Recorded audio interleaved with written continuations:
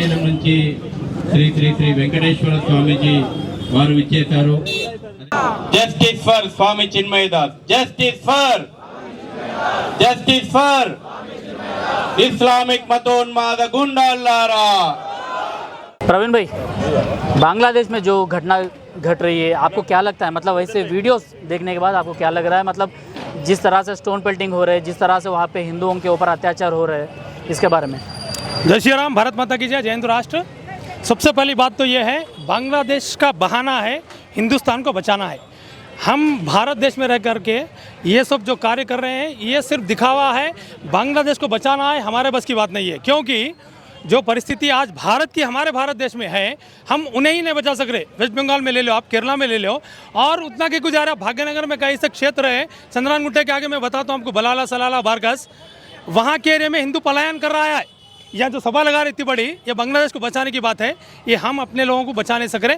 इसकी बहुत बड़ी साजिश है। हिंदुओं के दिमाग में सदियों से हिस्ट्री ले लो आप, 1070 साल से जो हिंदू पिटता मार खाता आ रहा है ना, अपने दिमाग में वो बैठे सोए। हिंदुओं के दिमाग में सिर्फ ये बैठा कि अरे मुसलमान के साथ नहीं लड़ना, एक को मारे तो 10 आ जाते, 100 आते, 1000 आते। हमारे पास कौन आते रहे? उनके माँ बाप पेरेंट्स बोलते एवर रारा नहीं तो नहीं बोगू।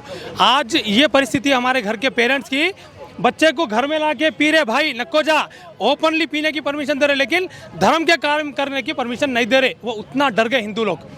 इस हिसाब से अगर हिंदू रहा तो वो दिन दूर नहीं कि बांग्लादेश की परिस्थिति भारत में आ सकती है। ఒక నిమిషం అన్న, మీరు దీన్ని ఒప్పుకుంటారా? ఎందుకంటే హిందూ కుటుంబాలు ఏవైతే ఉన్నాయో తాగడానికి పర్మిషన్ ఇస్తున్నారు, కానీ ధర్మం గురించి మాట్లాడాలంటే కేవలం హిందూ సంస్థల వాళ్ళు, మీలాంటి వాళ్ళు మాత్రమే రావాలి, మిగిలిన వాళ్ళు ఎవరు కనిపించట్లేదు ఇక్కడ.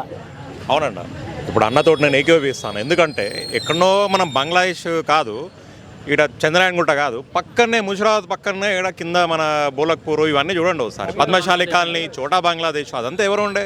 ఒకప్పుడు మేము ఉండే అక్కడ, ఇప్పుడు ఎవరు ఉన్నారు అక్కడ? అంతా ముస్లిమ్సే ఉన్నారు. సో మన తల్లిదండ్రులు మారాలి. తల్లిదండ్రులు కూడా వాళ్ళ పిల్లల్ని ఒక కట్టర్ హిందువులాగా, ఒక వీర శివాజీలాగా వాళ్ళకి నూరిపోయాలి.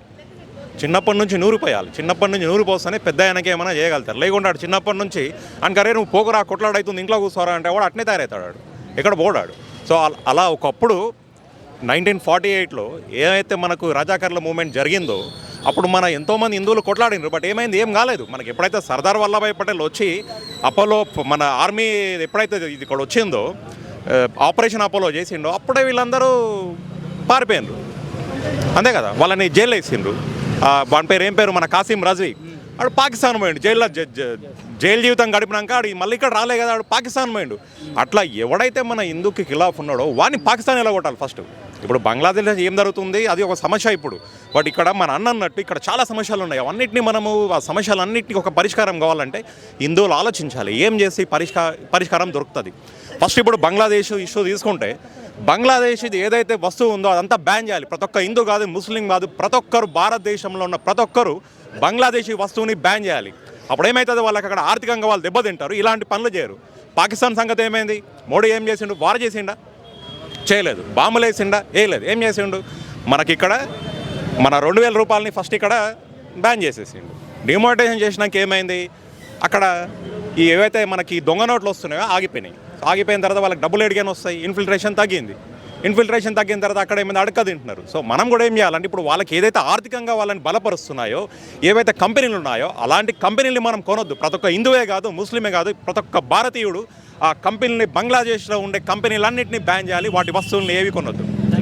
జై శ్రీరామ్, జై భారతదేశం, వందే మాతరం.